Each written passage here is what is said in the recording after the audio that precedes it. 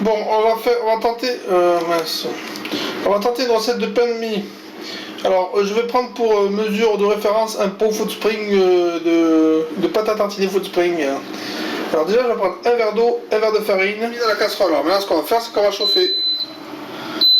Hop, ça m'était inspiré par le site internet, apparemment c'est japonais, je m'en rappelle plus le nom. Parce que j'ai pas malheureusement, j'ai pas décroché le nom du truc, c'est une technique, bon, c'est pas obligatoire. Seulement, faut que je fasse 60 degrés puis mettre au froid.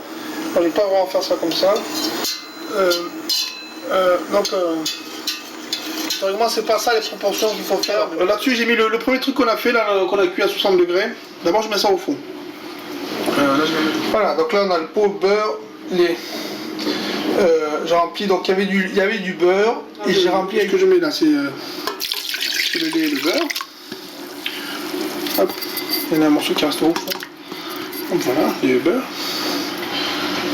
L'œuf et la crème.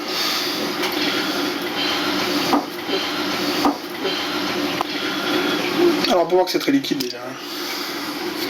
On va rajouter de la farine, il n'y a pas de problème. Voilà, donc on rajoute ce truc là, un verre de farine. Donc on va lancer donc ce qu'on appelle, là je vais juste mélanger les ingrédients. Et en fait le beurre il n'est pas fondu, vous avez vu j'ai vu du beurre, il sort du frigo. Par contre là, il y a un autre truc qui était un peu chaud là, qui était le truc japonais, mais il sortait un peu chaud. Néanmoins je ne vais pas pétrir à ce stade, je vais juste les mélanger les ingrédients. Et on va voir déjà la quantité qu'on a, le taux d'absorption de la farine, voir où on en est. 45 minutes, bon, j'ai un peu la flemme, j'ai juste attendu 15 minutes le temps que le beurre fonde. Donc ce que je vais mettre, c'est de la levure. Alors je ne dis pas la quantité, j'ai mis, c'est la levure fraîche, je mets environ un quart de truc. Là, on va commencer par pétrir. Là j'ai un peu de farine, mais on va pas le mettre entièrement, je pense juste qu'on va remettre en fonction de comment ça se dégage tout ça. Alors. Après je vais mettre aussi du sel, alors le sel vous faites... Hop, attendez. Donc le sel là, le sel que j'ai mis dans ma main, c'est une pomme de main, hein. Il y a peut-être un peu beaucoup, je vais peut-être pas tout mettre. Le sel, vous regardez les proportions sur internet. Hein. Il faut pas faire au hasard le sel, mais moi je peux faire parce que j'ai un peu l'habitude. Sinon vous regardez les proportions sur internet en fonction du kilo de farine. Il y a un peu de sel, il y en avait trop dans ma main, j'en ai que... Je mets en dehors les 2 tiers du sel qu'il y a dans ma main. Le reste, je jette par-dessus l'épaule gauche, comme ça. L'évidemment, ça en va. C'est connu, hein. Ça fait faire le démon par-dessus l'épaule gauche. Hop, alors là, ça commence à pétrir.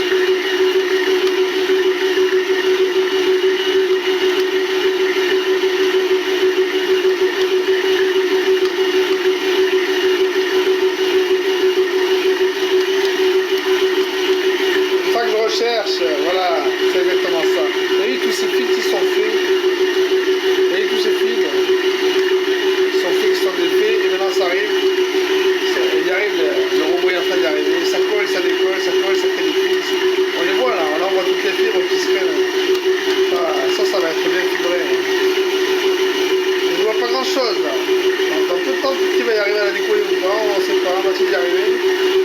Est-ce que mon pétrin va y arriver à décoller cette fichue patte avec sa force? Il est fort, mon pétrin, c'est un sacré pétrin. Il est en train d'essayer d'y arriver. Et à chaque fois qu'il est... Là, je peux acheter de la farine, je lui dis, je rajoute de la farine, au moins c'est fait.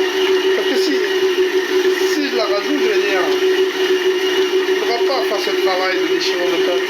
Donc là, je laisse la déchirer la pâte. C'est pour ça que moi, je pars par un coup de la farine. Je pas tout d'un coup, et voilà, il a réussi. Presque, il a réussi. Je veux sentir ce moment où il peut y arriver ou pas, et là, je le laisse faire. Et s'il n'y arrive pas vraiment, bon, je l'aiderai peut-être. Hein. Je préfère qu'il arrive, qu'il monte l'effort. Ça, le peut faire, il est en train de faire son vélo, là. Il est sur le vélo, il est en train d'arriver. Il est en train d'arriver. Regardez-moi ça. Là, c'est une vitesse faramineuse, là, j'ai mis très fort le pétrin. Limitez ça, les billes. Il n'y a pas beaucoup de pétrins qui peuvent aller à cette vitesse, c'est pas cassé. Franchement, il ne faut pas le faire, il faut aller plus doucement avec des pétrins. Parce que c'est du familial. Voilà, là, je considère qu'il a réussi. Je considère qu'il a réussi à décoller la plante. Il a créé sa boule. D'ailleurs, quand la boule sera bien épaisse, il faut éviter de trop solliciter. Parce que maintenant, ça devient plus consistant, alors ça peut épuiser le moteur. D'ailleurs, ça ne sera pas productif. On a réussi, vous voyez, il a décollé la pâte. Là, il va faire une boule. Voilà pourquoi je ne mesure plus forcément les trucs que je mets à l'avant. Je préfère partir en dessous, je rajoute la farine petit à petit, en fonction de ce qui se passe, en fonction de l'humanité de la farine, en fonction de plein de facteurs. Et toute la capacité de mon robot à pétrir et à déchirer la pâte. Maintenant, je vais juste baisser légèrement la vitesse, mais ça reste assez rapide. On va laisser terminer, peut-être 2-3 minutes, pour qu'il fasse un bon travail. Le travail est propre. La quantité de farine qu'on a mis finalement, en plus du truc de départ, on a rajouté 2 tiers de pot. Il reste un tiers dans le pot. Donc, on a bien environ 2 tiers, mais en fonction de votre farine, vous pouvez mettre moins ou plus, ça dépend de la farine et du pétrin également. Ça dépend de plein de facteurs, de l'humidité de plein de choses, de la température des choses également. C'est pour ça que moi je ne mesure pas complètement, je mesure à peu près, et à la fin je pars en dessous et je rajoute un peu de farine en fonction. Si on part trop sec, par contre on peut pas avoir le truc, quand on part trop sec, partir trop sec c'est difficile de réhumidifier. Donc moi je pars très humide et à la fin je rajoute de la farine. Ah merde, la programmation, bon ça sera assez bon je pense. Ouais, on va dire que c'est bon. Il a réussi, moi je trouve qu'il a fait un beau travail. Merde, j'ai perdu le... on peut voir, c'est une belle pâte quand même. On va juste le rincer juste parce que c'est joli. Hop.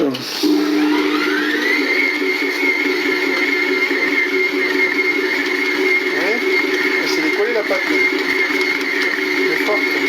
Elle est pleine de fibres. On sent que c'est une pâte bien fibrée.